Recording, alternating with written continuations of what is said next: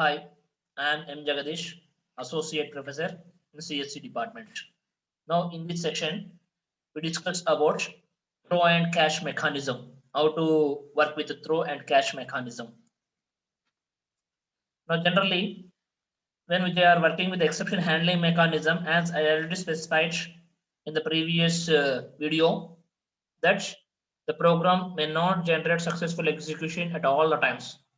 In some cases, the program may generate errors. If the program is going to generate any error, then you place that suspicious code in the try block. Now, if the error is detected, whatever the code generates error, if the error is detected and it is going to handle the error, then that particular error first of all must be thrown by using of the throw statements.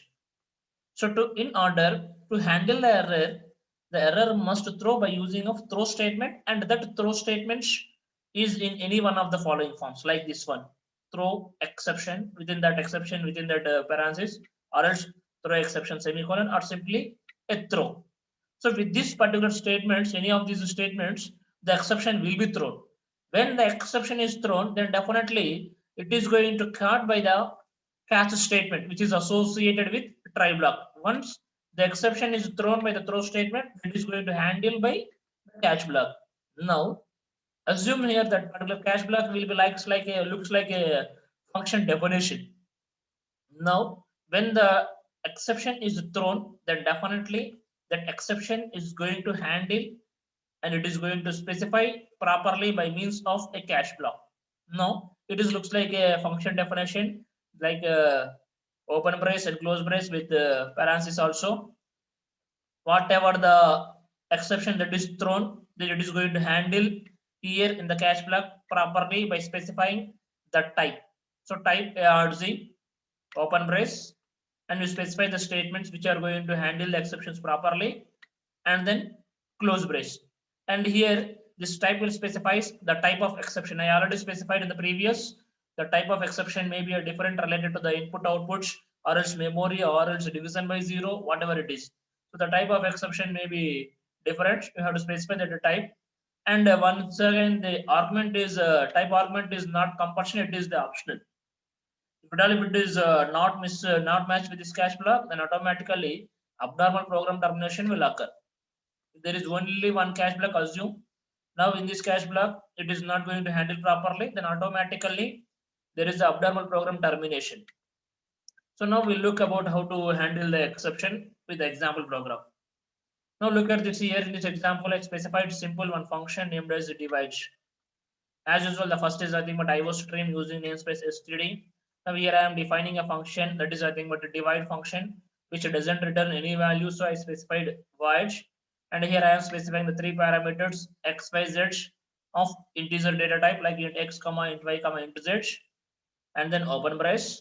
Then simple statement which is specify that we are inside the try block. Then here I am specifying a condition: if x minus y not equal to 0. If x minus y is not equal to 0, then I just go to perform the statement. It is nothing but int r is equal to z by x minus y, and I just go to display the result by means of a statement cout result r. So if my x minus y value is not equal to 0, this particular process is going to perform and the result will be displayed on the output screen. Take one more case. Now x minus y is not equal to 0. X minus y is equal to 0.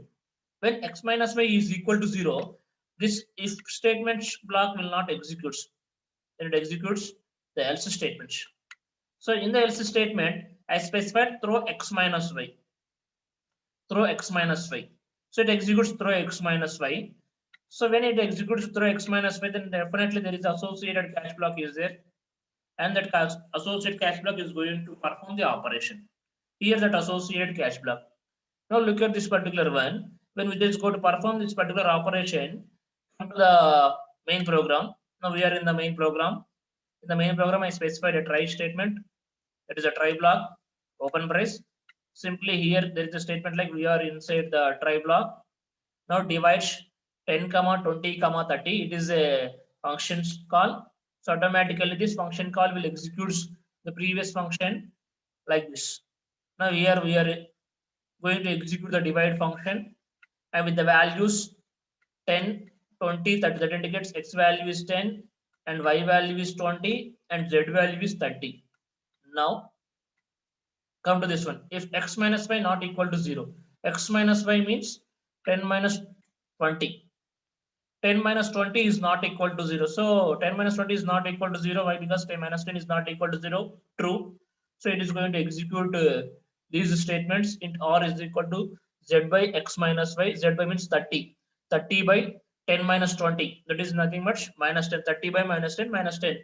So totally the result will be appears on the output screen. Now take one more case. Now we just go to execute the second statement. After the first statement execution, come to the second statement, divide 10 comma 10 comma 20.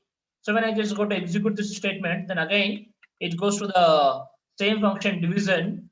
Now when it goes to the execute the division function here, x value is 10, y value is 10 and z value is 20. Now again see out we are inside the try block. Now it is going to check the condition. If x minus y not equal to 0, now x minus y means 10 minus 10. 10 minus 10 not equal to 0, 0 not equal to 0. Now the condition becomes false. So automatically it executes the else part. Now in the else part, it is going to execute throw x minus y. Throw x minus y means 10 minus 10. That value will be throws. And when that value will be thrown, then definitely here the catch block is going to handle that particular error. So catch int I. So there I thrown integer value. So here also the integer value. So both are matched. So it executes the cout statement. In the cout statement, I specify for the exception. For the exception, and terminate the block and return 0 and terminate the main program. Now the program is terminated properly, normally. So this is the way how the exception handling is going to perform, or else how the exception is going to handle by means of try, throw, and catch keywords. Thank you.